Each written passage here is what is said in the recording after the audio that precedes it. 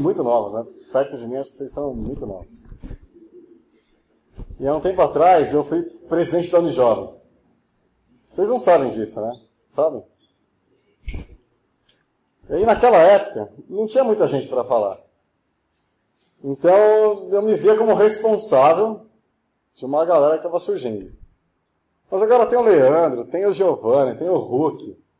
Tem uns caras surgindo aí, que nem o Thiago, um monte de gente. Gustavo. E aí eu fico meio inseguro de falar, cara. Difícil pra mim, não é tão simples assim, não.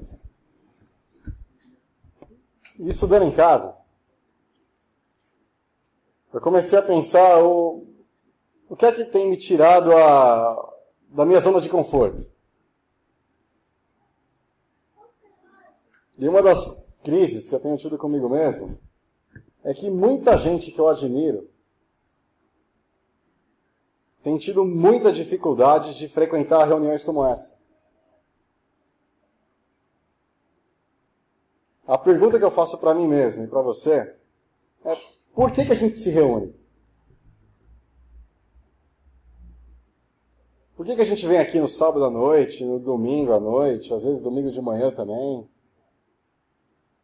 Por que a gente faz isso? Será que o Evangelho, que quer dizer uma boa notícia, tem de fato na nossa boca respondido as verdadeiras perguntas? Quais são as verdadeiras perguntas? Eu não sei se você sabe, mas teve um pessoal um tempo atrás que fez uma pesquisa no padrão de moralidade de jovens cristãos, de jovens ditos, entre aspas, do mundo, são aqueles que não frequentam esse tipo de reunião, e o padrão moral é muito parecido, se não aqui pior do que lá.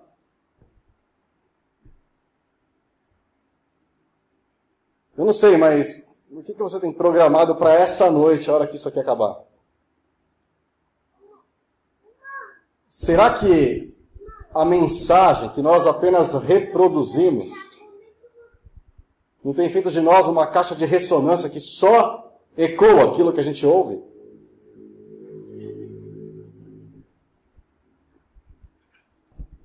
O senso comum da tradição cristã ao longo dos 2000 anos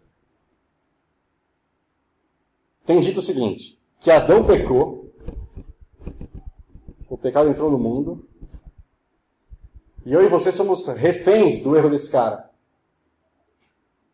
Aí vem outro cara, morre, e quem aceita esse sacrifício está salvo. Isso faz sentido de verdade mesmo para você? Olha para você mesmo. Que tipo de diferença, ou que tipo de transformação isso tem gerado na sua vida, em comparação com as pessoas que não frequentam um ambiente como esse? Porque, para falar a verdade mesmo, eu já estava na reunião do Rafael, com o pessoal orando antes da Unijovem, foi bem legal. A cada vez que eu paro um pouquinho no meu quarto sozinho, para pensar, as coisas que a gente fala aqui dentro da igreja fazem menos sentido. E talvez, para muita gente, faça sentido, porque a gente não para pensar.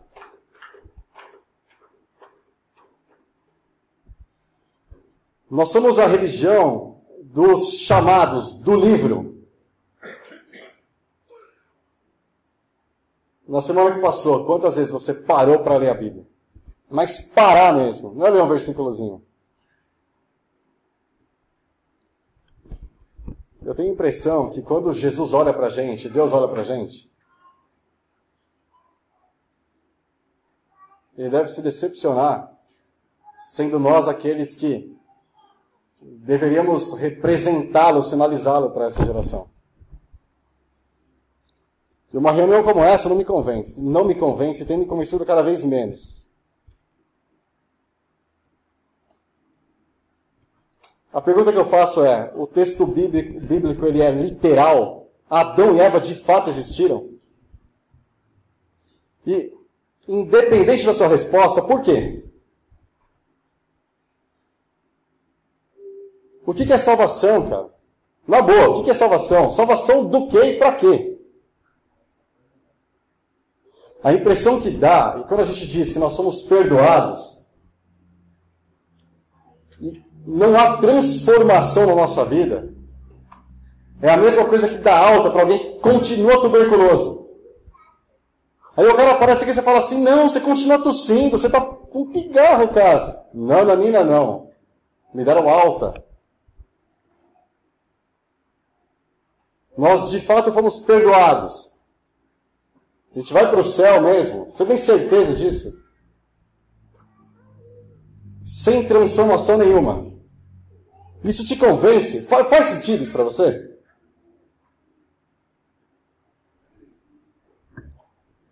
É engraçado que pessoas que estão dispostas a pensarem além disso têm sido censuradas. Eu tenho amigos meus que o pessoal cala a boca deles mesmo. Porque saem do senso comum. E são os caras que eu mais admiro. Os caras que amam esse livro e devoram esse livro. E aqueles que ficam reproduzindo, eu tenho dificuldade de chamá-los de irmãos.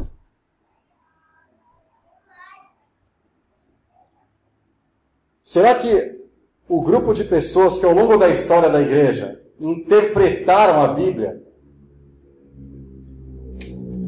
são os únicos que tiveram revelação, ou Deus continua soprando e dando revelação para a gente?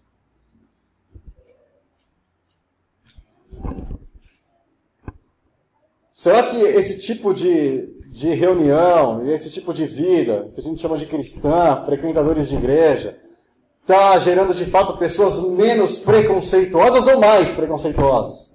Porque Jesus não suportava gente como a gente às vezes.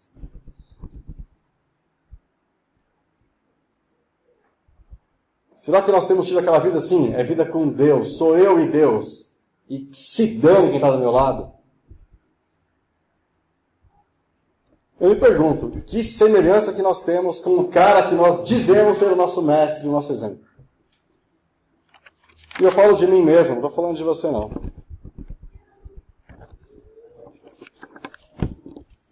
O Ariovaldo Ramos, que é um teólogo aqui de São Paulo, ele diz que existem 3 grandes perguntas. E ponto. A primeira é, qual que é o sentido de nossa existência? A segunda, como que a gente faz para viver junto? E a terceira, como a gente extrai e administra a riqueza do planeta? Ao longo da história, o homem tem tentado responder as 3 perguntas. A primeira resposta que a gente tem dado é as religiões, as filosofias, a ciência. Qual que é o sentido da nossa existência? Mas é engraçado porque continua tendo suicídio, angústia, depressão, síndrome do pânico. As religiões, a ciência e a filosofia não têm conseguido responder isso. A segunda, como a gente faz para viver junto, é a nossa organização política e social. Mas continua tendo violência e guerra. Para que tem servido a organização política e social? Assassinato a rodo, sem parar, inclusive em lugares em que o cristianismo é a religião predominante. Que tipo de diferença que eu e você estamos fazendo para a nossa sociedade? Além de uma reunião bem legal no sábado à noite. Que eu gosto também, eu sou rato de igreja, talvez eu venha mais aqui do que você. Como a gente extrai a riqueza do planeta? São os modelos econômicos. Capitalismo, socialismo. E é engraçado que a fome, pobreza, miséria continuam existindo.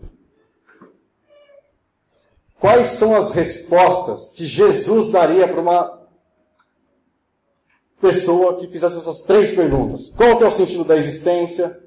Como a gente faz para viver junto? Porque tem muita gente mesmo. O mundo hoje está com quantos? 7 bilhões de pessoas? E como a gente extrai e administra a riqueza do planeta sem matar o planeta? Qual que é de verdade a nossa mensagem?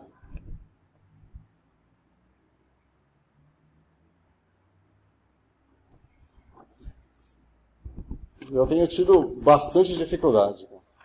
Bastante dificuldade. Uma das possibilidades, e é o que tem calado no meu coração, é que talvez o livro de Gênesis seja muito mais metafórico do que histórico. Eu sei que vai ter gente olhando para mim com olhar de reprovação. Eu sei disso, porque os que mais censuram são os religiosos. Quando a gente se dispõe a conversar com alguém que está lá fora, não tem tanta censura como aqui dentro. E é bem possível que o Adão e a Eva sejamos nós. E quem escreve para mostrar que, invariavelmente, por mais que tenhamos todas as condições ideais para sermos pessoas muito legais, vai ter um momento que eu e você não tem nada a ver com outra pessoa, sou eu e você, responsabilidade. A gente vai decidir tomar para nós a prerrogativa de sermos Deus para nós mesmos.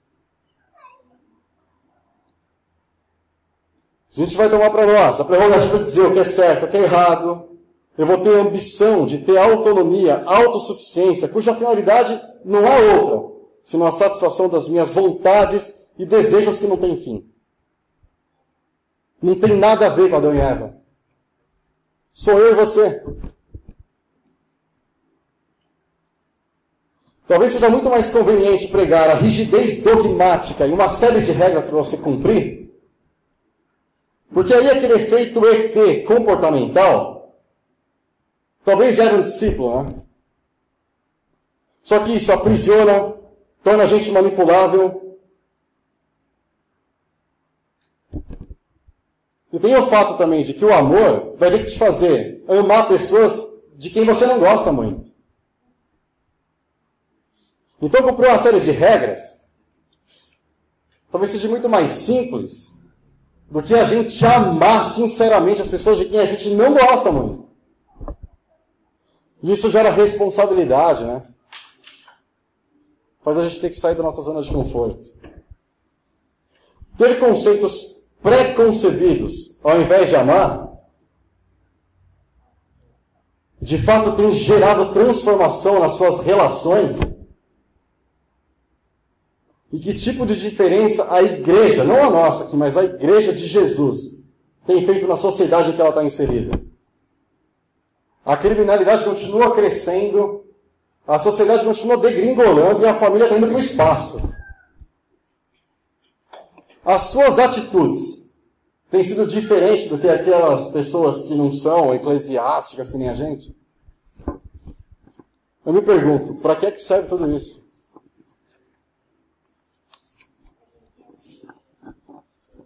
Eu vou ler um texto aqui.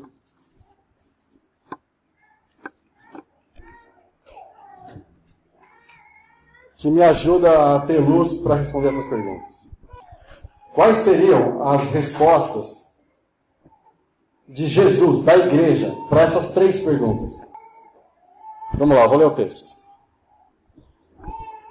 Bilhões de pessoas estavam espalhadas por uma grande planície diante do trono de Deus.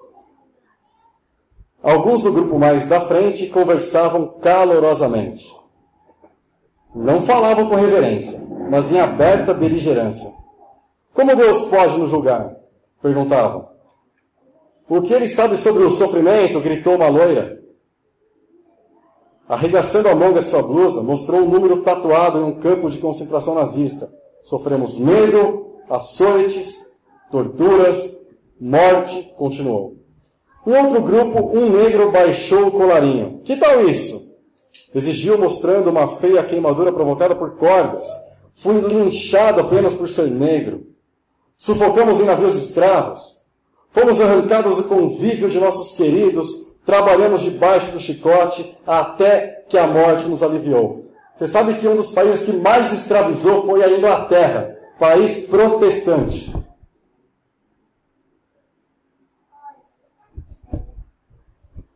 Grupos semelhantes se articulavam em toda aquela planície. Cada um se queixava de Deus pelo mal e sofrimento que permitiu no mundo que ele mesmo criara. O que Deus sabe sobre a humanidade? o que Deus sabe sobre o que a humanidade suportou.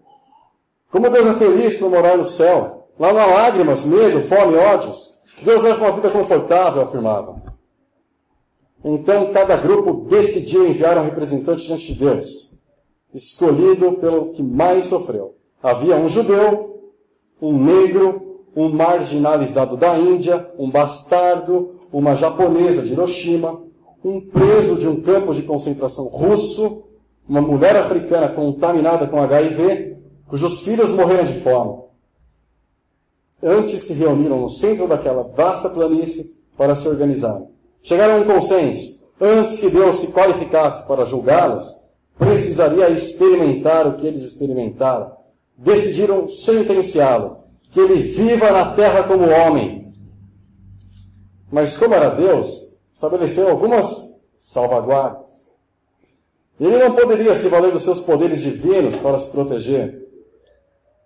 Que nasça judeu, que a legitimidade da sua paternidade seja questionada e que ninguém saiba com segurança quem foi o seu pai. Que lidere uma causa tão justa, tão radical, que atrai o ódio e a condenação dos poderosos. Que a religião oficial se esforce para eliminá-lo. Que tente descrever o que nenhuma pessoa jamais provou, ouviu ou percebeu. Que tente comunicar Deus aos homens. Que seja traído por um de seus amigos mais queridos. Que seja indiciado com provas falsas. Que seja julgado por um júri preconceituoso e que o seu juiz seja um covarde. Que experimente o que é se sentir completamente sozinho e abandonado por todos. Que seja torturado e que morra, mas que a sua morte seja mais humilhante e que morra ao lado de ladrões ordinários. À medida que cada líder anunciava a sua sentença, um murmúrio se espalhou pela planície. A aprovação parecia unânime, mas quando o último expressou a sua sentença, houve um profundo silêncio. Ninguém se atreveu a falar. Ninguém se moveu. De repente, todos perceberam. Deus já cumprira a sentença dos réus.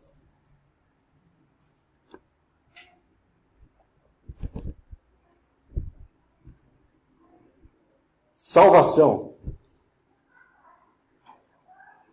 Talvez seja muito mais do que acreditar numa série de verdades. Ter passaporte para o céu. Enquanto isso não acontece, tem uma vida que é uma sala de espera. Talvez muito mais do que isso, seja nos tornarmos conforme Jesus Cristo. É você ser salvo de você mesmo. Eu ser salvo de mim mesmo. Dos meus egoísmos. Da minha vontade, necessidade, ou sei lá, a minha ambição de satisfazer todos os meus sonhos e desejos. Porque esse cara que abriu mão de tudo, esse cara não falou para você acreditar nele bonitinho, oh, que lindinho. Ele falou, eu sou o caminho, segue por esse caminho, vem atrás de mim, isso é salvação. Aí quando a morte chegar, se você perguntar, eu preciso ter medo, ela vai falar, quem viveu como você não precisa ter medo. A morte não pode te pegar. Agora, talvez nós sejamos muito enganados. Porque, para mim, já há algum tempo parou de fazer sentido muita coisa. E as respostas para as 3 grandes perguntas do Evangelho, que é uma boa notícia, talvez seja, qual é o sentido da existência? Devoção e humildade, gratidão e rendição. E olhar para Deus e falar, o Senhor me deu a vida, reconheço que o Senhor é o Criador, e eu vou ter uma vida de devoção ao Senhor. Quando a gente começar a parar de se lembrar de nós mesmos, e parar de falar, ele não me cumprimentou, que lugarzinho chato, e para o pastor, eu não consigo arrumar emprego, a gente é muito chato às vezes, moçada. A gente precisa parar um pouco de olhar para nós mesmos e começar a olhar para Deus com gratidão. Talvez isso responda às nossas perguntas sobre a nossa razão de estar vivo e de existir. A gente foi criado para a glória de quem nos criou a sua imagem. Devoção, rendição com gratidão, talvez responda às perguntas da razão da nossa existência. O que a sociedade, através de religiões, filosofias e da ciência, não tem conseguido responder. Os países mais organizados têm índices de suicídio maiores que de homicídio. E muitos deles são protestantes. Como que a gente faz para viver junto? Fraternidade. Jesus disse, trate os outros como você gostaria de ser tratado. Não faça pelos outros o que você não gostaria que fosse feito por você. Imagina se a gente de fato colocasse isso em prática. Nosso meio não ia ter mais traição, moçada. A gente já não ia mais ter aquela atração por coisas que você não gostaria jamais que o seu cônjuge fizesse com você. A gente não faria pelos nossos pais o que você não quer que seus filhos façam por você. A gente organizava esse negócio. Obediência à palavra de Jesus. Não é acreditar em Jesus, é obedecê-lo. E essa caminhada te salva.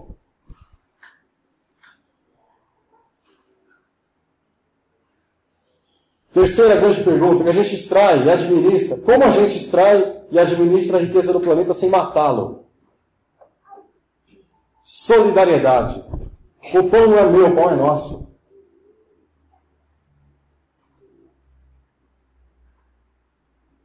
A terra não é minha, ela é nossa. Muito mais do que orar dos meus sonhozinhos mesquinhos, é fazer com que ninguém tenha falta de nada. Mas para que ninguém tenha falta de nada, ninguém pode ter muito também. E o sacrifício de Jesus foi para quem, então? Como o Giovanni, que está sentado lá, fala, ele foi pedagógico. Quando Jesus morre, ele fala assim, essa sociedade aqui mata quem quer viver como meu pai quer que você viva. E provavelmente vão te matar também, se não fisicamente, de alguma outra forma. Mas saibam que quando te perseguirem, como perseguiram a mim, grande é o vosso galardão com o Pai de vocês que está lá no céu. Quando a gente morre para nós mesmos, talvez viver na Índia, onde não tem Blockbuster, McDonald's, não tem ar-condicionado, talvez seja um grande projeto de vida. Enquanto a gente fica olhando para nós mesmos, isso aqui vai ver um blá blá blá daqueles. Tem um profeta do mundo secular que disse o seguinte: eu prefiro ser uma metamorfose ambulante do que ter aquela velha opinião formada sobre tudo. Quem dera os fariseus tivessem ouvido Raul Seixas. Eu prefiro ser uma metamorfose ambulante do que ter aquela velha opinião formada sobre tudo. Eles mataram o Filho de Deus. E pode ser que com as minhas concepções arraigadas, que é o que eu sempre ouvi, eu esteja matando esse cara também dentro do meu coração.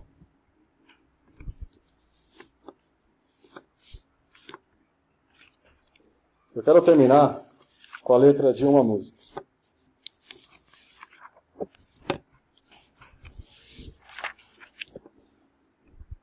Veja, não diga que a canção está perdida.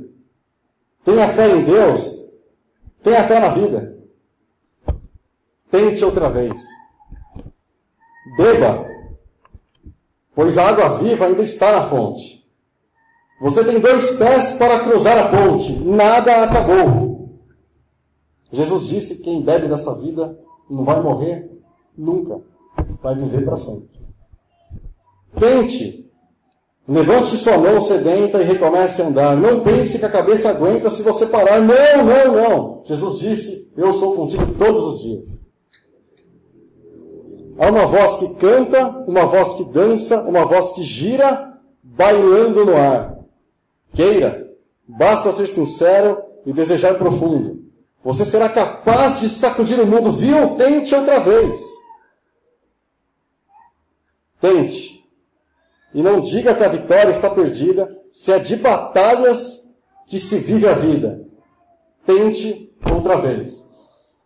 Eu vou fazer um merchandise aqui. Tem um filme que estava no cinema aqui, daqui a pouco vai para o DVD, mas até deve ter na internet, que é As Aventuras de Pi. Quem que assistiu esse filme?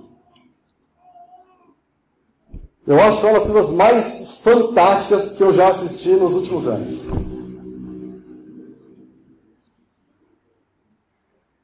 E é um filme que traz luz pra gente começar a pensar as coisas de uma outra forma. Tudo que eu falei é uma possibilidade. Mas é o que tem calado no meu coração. Eu vou orar. Pai, eu quero te agradecer, Senhor, pelo privilégio que é te conhecer, Senhor. Eu quero te louvar, ó Deus, porque eu não tenho certeza de quase nada, Pai. Mas o que tem calado no meu coração é confiar no seu caráter e no seu amor, Papai. E olhar para aquele cara lá que te chamava de pai, nos ensinou a te chamar de pai também. E perceber que a vida dele nos salva de nós mesmos. Perceber que olhar para aquele cara lá faz com que os meus valores vão se mudando, Pai. E eu já não consigo mais ser o mesmo cara. Perceber que essa relação com os meus irmãos, essa relação com o Senhor, vai me salvando de mim mesmo, Pai. Eu quero te agradecer, ó Deus, pelos amigos que o Senhor tem me dado. Eu quero te agradecer por reuniões como essa aqui, porque, inclusive através dela, o Senhor se revela para a gente também. Eu te agradeço porque o Senhor é soberano, eu creio na sua soberania, Pai. E apesar da glória que o Senhor tem, o Senhor se importa com a gente aqui também, Pai. Eu quero te pedir para que o Senhor nos faça pessoas mais responsáveis com o mundo no qual estamos inseridos.